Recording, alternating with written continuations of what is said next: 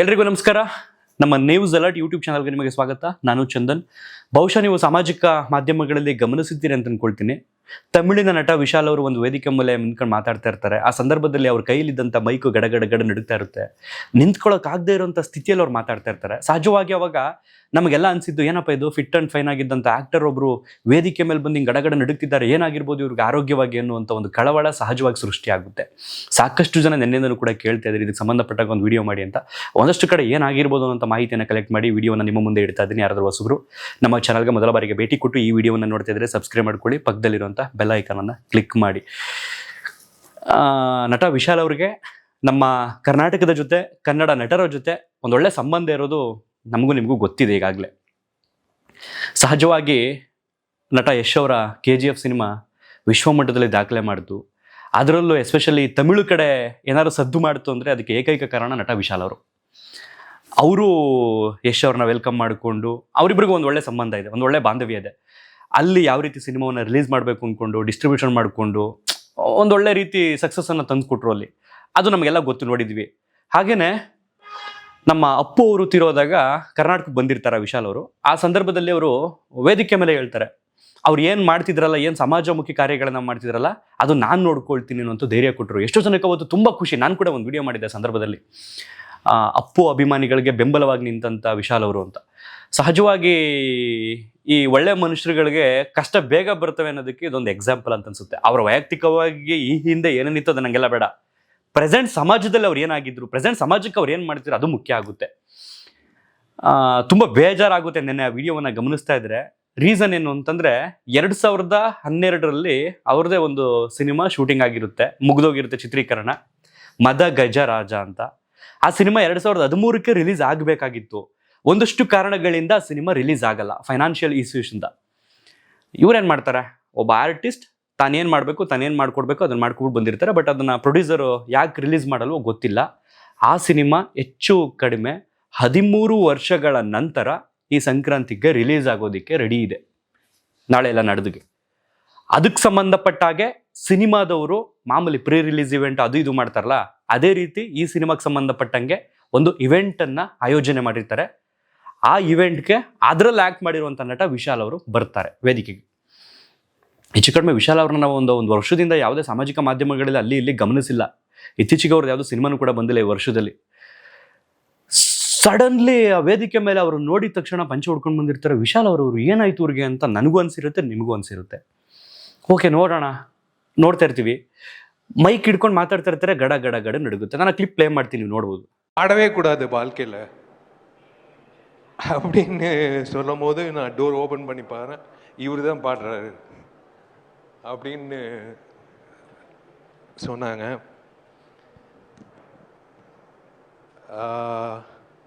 Vishal sir, so ಈಗ ನಿಮಗೂ ಒಂದು ಕ್ಲಾರಿಟಿ ಸಿಕ್ತು, ಹೌದು ಅವ್ರು ಹೇಳ್ತಾರೆ ನಿಜಾನೇ ಅಲ್ವಾ ಅಂತ ಅನ್ನಿಸ್ತೀಗ ನಿಮಗೆ.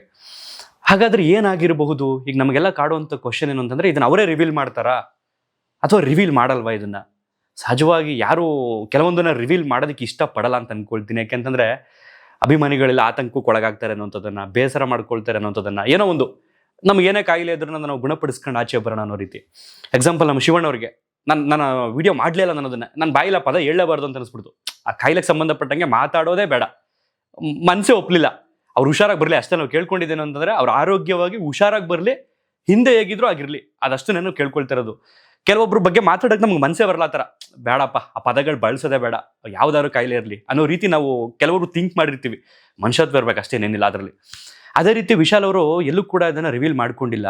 ಬಟ್ ಅವರು ವೇದಿಕೆಗೆ ಬಂದು ಹೋದ ನಂತರ ಸಾಕಷ್ಟು ಚರ್ಚೆಗಳಾಗೋಯ್ತು ಎಲ್ಲ ಕಡೆ. ಏನೇನು ಚರ್ಚೆಗಳಾಗೋಯ್ತು? ವಿಶಾಲ್ ಅವ್ರಿಗೆ ನರಕ್ಕೆ ಸಂಬಂಧಪಟ್ಟ ಏನೋ ಒಂದು ಕಾಯಿಲೆ ಇದೆ ಅಂತ ಕೆಲವ್ರು ಅಂದ್ಕೊಂಡ್ರು. ಬ್ರೈನಲ್ಲಿ ಯಾವುದೋ ನರ್ವ್ ಡ್ಯಾಮೇಜ್ ಆಗಿದೆ, ಅದರಿಂದ ಇದು ಪಾರ್ಕಿನ್ಸನ್ ಕಾಯಿಲೆಗೆ ತಿರುಕೊಂಡ್ಬಿಟ್ಟಿದೆ. 2. 3ನೇದು ಎಲ್ಲವನ್ನು ಬಿಟ್ಟವರು, ಈ 3 ಬಿಟ್ಟವ್ರು ಊರಿಗೆ ದೊಡ್ಡವರು ಅಂತಿಲ್ಲ, ಆ ಒಂದು ಕ್ಯಾಟಗರಿ ಐತೆ. ಅವರೆಲ್ಲ ಥಿಂಕ್ ಮಾಡಿದ್ದು ಸಿನಿಮಾ ಪ್ರಮೋಷನ್ ಮಾಡ್ಕೊಳ್ಳೋಕ್ಕೆ ಗಿಮಿಕ್ಕು. ನಿಜಕ್ಕೂ ನನಗೆ ನಗು ಬರುತ್ತೆ ಕೆಲವೊಂದ್ಸಲ. ಮೊನ್ನೆ ಒಂದು 50 ಕೋಟಿ 60 ಕೋಟಿ 100 ಕೋಟಿ ಬಜೆಟ್ ಹಾಕ್ಬಿಟ್ಟು ಸಿನಿಮಾ ಇವತ್ತು ರಿಲೀಸಿಗೆ ಬಂದೈತೆ ಅಂದಾಗ ಏನೋ ಗಿಮಿಕ್ ಮಾಡ್ತಾರೆ ಅಂದರೆ ಒಪ್ಕೊಂಬಿಡೋಣ. 2011-12ರಲ್ಲಿ ಚಿತ್ರೀಕರಣ ಮುಗ್ದೋಗಿರೋ ಸಿನಿಮಾ ಇದು. ಆ ಟೈಮ್ನಲ್ಲಿ ಅವ್ರಿಗೆ ಸಂಭಾವನೆ ಇಷ್ಟಿರಲ್ಲ, ಒಂದಿಷ್ಟಿರುತ್ತೆ. ಅದಕ್ಕೆ ಇಷ್ಟೊಂದೆಲ್ಲ ರಿಸ್ಕ್ ತಗೊಂಡು ಫಿಸಿಕಲಿ ಆ ರೀತಿ ಎಲ್ಲ ಆರೋಗ್ಯ ಹಾಳು ಮಾಡ್ಕೊಂಡು ಜನಗಳ ಮುಂದೆ ಬಂದು ನಿಂತ್ಕೊಂಡು ನಾಟಕ ಮಾಡೋಂಥ ಅವಶ್ಯಕತೆ ಆ ವ್ಯಕ್ತಿಗಿದೆಯಾ? ನನಗಂತೂ ಇಲ್ಲ ಅಂತ ಅನ್ಸುತ್ತಪ್ಪ. ಕೆಲವ್ರು ಥಿಂಕ್ ಮಾಡ್ತಿರೋದು ಗಿಮಿಕ್ ಮಾಡಕ್ಕೆ ಬಂದವನು ಈ ಥರ ಪಂಚೆ ಎಲ್ಲ ಹಾಕೊಂಡು ಆ ಥರ ನಾಟಕ ಮಾಡ್ತವನೆ ಹಂಗೆ ಹಿಂಗೆ ಅಂತೆಲ್ಲ. ಏನು ಯಾವ ಸೋಷಿಯಲ್ ಮೀಡಿಯಾದಲ್ಲಿ ನೋಡ್ರೆ ಅದರಲ್ಲೂ ಹೆಚ್ಚಿನ ಅನಿಸಿಕೆಗಳು ಹೊರಬಂದಿರೋದು ಈ ರೀತಿ ತಮಿಳವ್ರದ್ದೇ. ಓಕೆ, ಬಿಟ್ಟಾಕೊಂಡು ಅವ್ರವ್ರ ಮನಸ್ಥಿತಿ ಏನು ಮಾಡೋಕ್ಕಾಗುತ್ತೆ? ಅವ್ರನ್ನೆಲ್ಲ ಹುಡಿಕೊಂಡು ಬುದ್ಧಿ ಹೇಳೋಕ್ಕಾಗುತ್ತೆ ನಾವು? ಇಲ್ಲ.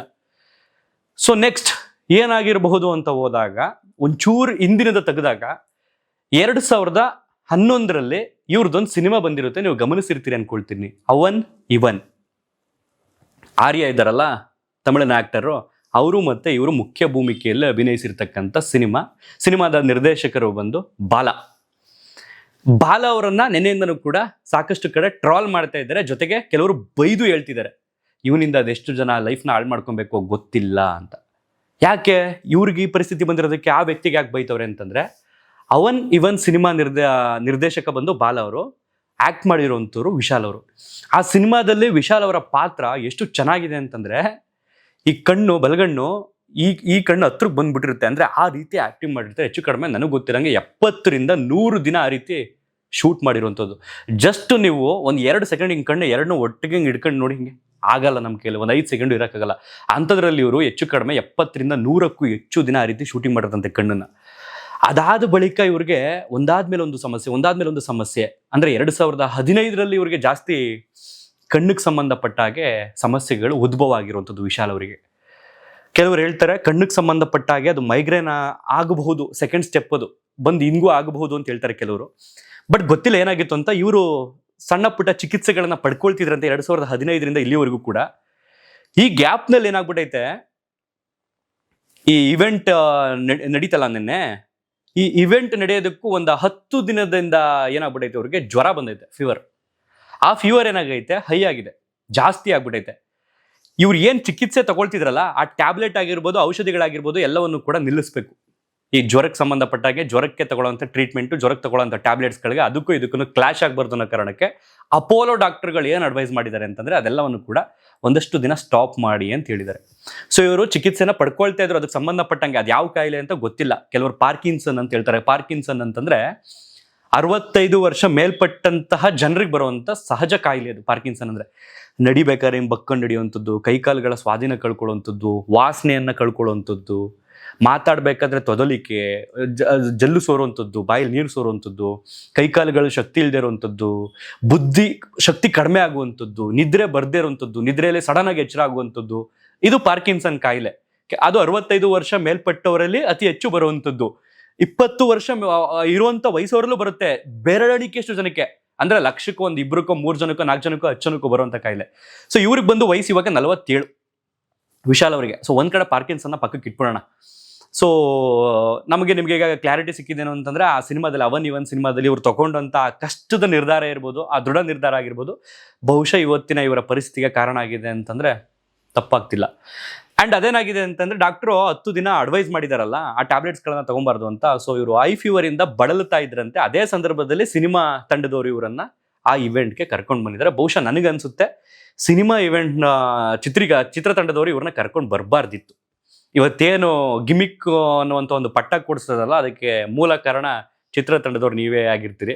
ಬಹುಶಃ ನೀವು ಅನ್ಬೋದು, ನಾವು ಬಜೆಟ್ ಹಾಕಿಲ್ವಾ, ನಾವು ಕಷ್ಟಪಟ್ಟಿಲ್ವಾ, ನಾವು ಮಾಡಿಲ್ವಾ, 10-12 ವರ್ಷದಿಂದ ನಾವು ಫೈನಾನ್ಸ್ನದು ದುಡ್ಡು ಹಾಕೊಂಡು ಮಾಡಿಲ್ವಾ, ನಮ್ಮ ಕಷ್ಟ ಯಾರು ಹೇಳ್ಕೊಳ್ಳೋದು, ಹಾಗೆ ಹೀಗೆ ಅಂತ ಅನ್ಬೋದು. ಬಟ್ ವ್ಯಕ್ತಿಯ ಪರಿಸ್ಥಿತಿ ನೋಡಿ ನೀವು ಕರಿಬಾರ್ದಿತ್ತು ಅಂತ ನನ್ನೊಂದು ಅನಿಸಿಕೆ. ಯಾಕೆಂತಂದ್ರೆ ಬಂದಂಥ ವ್ಯಕ್ತಿ ಇವತ್ತು ಪಟ್ಟ ಕಟ್ಕೊಂಡಿದ್ದು ಗಿಮಿಕ್ ಮಾಡಕ್ಕೆ ಬಂದವನ ಹಾಗೆ ಅಂತ.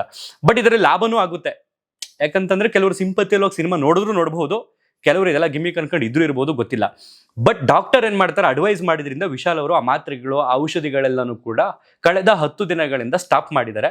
ಅದಕ್ಕೆ ಸಂಬಂಧಪಟ್ಟಾಗೆ ಜ್ವರದಿಂದ ಬಳಲ್ತಾ ಇದ್ರು ಈ ಕಡೆ ಸ್ವಲ್ಪ ಸಪರೇಟ್ ಆಗಿ. ಸೊ ಆ ಟ್ಯಾಬ್ಲೆಟ್ಗಳು, ಅದಕ್ಕೆ ಸಂಬಂಧಪಟ್ಟ ಚಿಕಿತ್ಸೆಗೆ ಇವ್ರು ಯಾವುದನ್ನು ಕೂಡ ತಗೊಳ್ಳದೇ ಇರೋದ್ರಿಂದ ಆ ಸಂದರ್ಭದಲ್ಲಿ ನಡುಕ ಜಾಸ್ತಿ ಆಗಿರುವಂಥದ್ದು. ಆ ಸಂದರ್ಭದಲ್ಲಿ ಅವರಿಗೆ ಆರೋಗ್ಯ ಸ್ಥಿತಿ ಆ ರೀತಿ ನಮಗೆ ಕಂಡಿರುವಂಥದ್ದು. ಸೊ ಹೆಚ್ಚು ಕಡಿಮೆ ಇವರು ಫೀವರ್ ಇಲ್ಲ ಅಂದಿದ್ರೆ ನಾರ್ಮಲ್ ಆಗಿ ಮನೇಲೆ ಟ್ರೀಟ್ಮೆಂಟ್ ತಗೊಳ್ತಿದ್ರಿಂದ ಏನು ತೊಂದರೆ ಆಗ್ತಿರಲಿಲ್ಲ.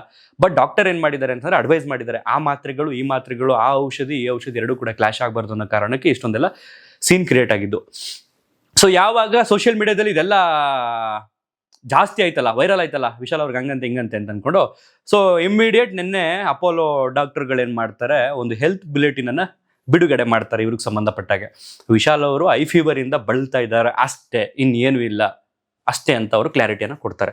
ಸೊ ಈ ಹಿಂದೆ ಅವರು ಟ್ರೀಟ್ಮೆಂಟ್ ತಗೊಳ್ತಿರೋಂಥದ್ದು ಅದು ಗೊತ್ತೇ ಇದೆ, ಹೆಚ್ಚು ಕಡಿಮೆ ನಿಮಗೆ 9 ರಿಂದ 10 ವರ್ಷದಿಂದನೂ ಕೂಡ ಟ್ರೀಟ್ಮೆಂಟ್ ತಗೊಳ್ತಿದ್ದಾರೆ ಅವರು. ಬಟ್ ಪಾರ್ಕಿನ್ಸನ್ ಅದು ಇದು ಯಾವುದು ಅಂತ ಸ್ಪಷ್ಟವಾಗಿ ಗೊತ್ತಿಲ್ಲ. ಬಟ್ ಟ್ರೀಟ್ಮೆಂಟ್ ತಗೊಳ್ತಿದ್ದಂತೂ ನಿಜ, ಕಣ್ಣಿಗೆ ಸಂಬಂಧಪಟ್ಟಂಗೆ ಆಗಿದ್ದಂತಹ ಸಮಸ್ಯೆಗೆ ತಗೊಳ್ತಿದ್ದು. ಸೊ ಓವರ್ ಆಲ್ ಆಗಿ ಇದು ಮ್ಯಾಟ್ರು. ಇನ್ನು ಕೆಲವರು ಕ್ಯಾಪ್ಟನ್ ವಿಜಯಕಾಂತ್ ಅವರು ಈಗಿಲ್ಲ ಬಿಡಿ, ಅವರು ಅವ್ರ ಜೊತೆಗೆ ಇವ್ರ ಹೆಸರನ್ನ ತಳುಕು ಹಾಕೊಂಡು ಕೆಲವೊಬ್ರು ಹೀಯಾಳಿಸ್ತಾ ಇದ್ದಾರೆ, ಅಪಹಾಸ್ಯ ಮಾಡ್ತಿದ್ದಾರೆ. ಬಟ್ ಅವಾಗ ಏನಾಗಿದೆ ನನಗಂತೂ ಗೊತ್ತಿಲ್ಲ. ಇವ್ರೇನೋ ಅವ್ರಿಗೆ ಅವಮಾನ ಮಾಡಿದ್ರು, ಇನ್ನೇನೋ ಮಾಡಿದ್ರು, ಅದಕ್ಕೆ ನೀವು ಅನುಭವಿಸ್ತಾ ಇದ್ದೀರಿ ಇವತ್ತು ಅಂತಲೂ ಕೂಡ ಹೇಳಿದ್ರು. ಒಟ್ಟಾರೆಯಾಗಿ ನಾನು ಕೇಳ್ಕೊಳ್ಳೋದೇನು ಅಂತಂದ್ರೆ, ಕಷ್ಟ ಅನ್ನುವಂಥದ್ದು ಮನುಷ್ಯಂಗೆ ಬರದೆ ಮರಕ್ಕೆ ಬರಲ್ಲ, ಮನುಷ್ಯಂಗೆ ಬಂದೇ ಬರುತ್ತೆ. ಅವನೆಂಥ ದೊಡ್ಡ ಟಾಪಲ್ಲಿರೋನಾಗ್ಲಿ, ದೊಡ್ಡ ಚಿಕ್ಕ ಒಬ್ಬ ಭಿಕ್ಷುಕ ಆಗಲಿ, ಎಲ್ಲರಿಗೂ ಕಷ್ಟ ಬಂದೇ ಬರುತ್ತೆ. ಬಟ್ ಕಷ್ಟ ಬಂದಾಗ ನಾವು ಮನುಷ್ಯನನ್ನ ನೋಡುವ ರೀತಿ ಐತಲ್ಲ, ಮನುಷ್ಯನನ್ನ ಕಾಣುವ ರೀತಿ ಐತಲ್ಲ, ಅದು ದಯವಿಟ್ಟು ಒಂಚೂರು ಚೇಂಜ್ ಮಾಡ್ಕೊಳ್ಳಿ. ಎಲ್ರಿಗೂ ಬಂದೇ ಬರುತ್ತೆ. ಇವತ್ತು ನೀವು ಅವ್ರನ್ನ ಆಡ್ಕೊಳ್ತೀರಾ, ನಾಳೆ ದಿನ ನಿಮಗೂ ಕಷ್ಟ ಬಂದೇ ಬರುತ್ತೆ. ದಯವಿಟ್ಟು ತಾಳ್ಮೆಯಿಂದ ಒಂಚೂರು ನೋಡ್ಕೊಂಡು ಈ ಕಣ್ಣಿನ ಪೊರೆಯನ್ನು ತೆಗೆದುಬಿಟ್ಟು ಪರಿಶುದ್ಧವಾಗಿ ಮಾತಾಡಿ. ಒಂಚೂರು ಟೀಕೆ ಮಾಡೋದು, ಟಿಪ್ಪಣಿ ಮಾಡೋದು ನೋಡಿದಾಗ ಅವ್ರಿಗೆ ಸಂಕಟ ಆಗಬಾರ್ದು. ಸೊ ಇಂಥ ಸಮಾಜದಲ್ಲಿ, ಇಂಥ ಭೂಮಿಯಲ್ಲಿ ನಾವು ಬದುಕ್ತಾ ಇದೀವಿ ಅಂತ ಅನಿಸ್ಬಾರ್ದು ನಿಮ್ಗಳ ಟೀಕೆಯಿಂದ. ಗಿಮಿಕ್ ಅನ್ಕೊಳ್ತೀರಾ, ಅನ್ಕೊಳ್ಳಿ, ಅದು ನಿಮ್ಮ ಮನಸ್ಥಿತಿ ಬಿಟ್ಟಿದ್ದು. ಆಡ್ಕೊಳ್ತೀರಾ, ಇಂಥ ಟೈಮ್ನಲ್ಲಿ ಒಬ್ಬ ಮನುಷ್ಯನಿಗೆ ಕಷ್ಟ ಬಂದೈತೆ ಅಂದಾಗಲೂ ನೀವು ಅವ್ರನ್ನ ಕಾಲೆಳಿತೀರಾ, ನಿಮ್ಮ ಮನಸ್ಥಿತಿ ಬಿಟ್ಟಿದ್ದು, ಅದನ್ನ ನಿಮ್ಮ ಮನಸಾಕ್ಷಿಯಲ್ಲಿ ನಿಮ್ಗೆ ಉತ್ತರ ಕೊಡುತ್ತೆ ಅಂತ ಹೇಳ್ತಾ ಈ ವಿಡಿಯೋನ ಇಲ್ಲಿಗೆ ಮುಗಿಸ್ತಾ ಇದ್ದೀನಿ. ಅವ್ರು ಯಾವ ಭಾಷೆಯವರಾದರೂ ಆಗಲಿ, ಯಾವ ರಾಜ್ಯದವರಾಗಲಿ, ಮೊದಲು ಹ್ಯುಮ್ಯಾನಿಟಿ ಮುಖ್ಯ, ಮನುಷ್ಯತ್ವ ಮುಖ್ಯ ಅಂತ ನನ್ನೊಂದು ಅನಿಸಿಕೆ. ಅದರಲ್ಲೂ ನಮ್ಮ ಕರ್ನಾಟಕದ ಜೊತೆಗೆ ಒಂದು ಒಳ್ಳೆ ಸಂಬಂಧ, ಒಂದು ಒಳ್ಳೆ ಬಾಂಧವ್ಯ ಇಟ್ಕೊಂಡಿರುವಂಥ ನಟ ಆದಷ್ಟು ಬೇಗ ಹುಷಾರಾಗಿ ಬರಲಿ, ಗುಣಮುಖರಾಗಿ ಬರಲಿ. ಈ ಹಿಂದೆ ಯಾವಾಗೆ ಫಿಟ್ ಆ್ಯಂಡ್ ಫೈನ್ ಆಗಿದ್ರು ಅದೇ ರೀತಿ ನಮ್ಮ ಮುಂದೆ ಎಂಟರ್ಟೈನ್ ಮಾಡಲಿ ಅಂತ ಕೇಳ್ಕೊಳ್ತಾ ಈ ವಿಡಿಯೋನಲ್ಲಿ ಎಂಡ್ ಮಾಡ್ತಾ ಇದ್ದೀನಿ. ನಿಮ್ಮ ಅನಿಸಿಕೆ, ಅಭಿಪ್ರಾಯಗಳನ್ನು ಕಾಮೆಂಟ್ ಬಾಕ್ಸಲ್ಲಿ ಕಮೆಂಟ್ ಮಾಡಿ ತಿಳಿಸಿ. ಒಂದಷ್ಟು ಜನ ಅವರ ಆತ್ಮೀಯರನ್ನ ಕಾಂಟ್ಯಾಕ್ಟ್ ಮಾಡಿ ಈ ಮಾಹಿತಿಯನ್ನು ಕಲೆಕ್ಟ್ ಮಾಡಿ ನಿಮ್ಮ ಮುಂದೆ ಇಟ್ಟಿದ್ದೀನಿ. ಸೊ ಮತ್ತೊಂದು ವಿಡಿಯೋದಲ್ಲಿ ಸಿಗ್ತೀನಿ. ಧನ್ಯವಾದ.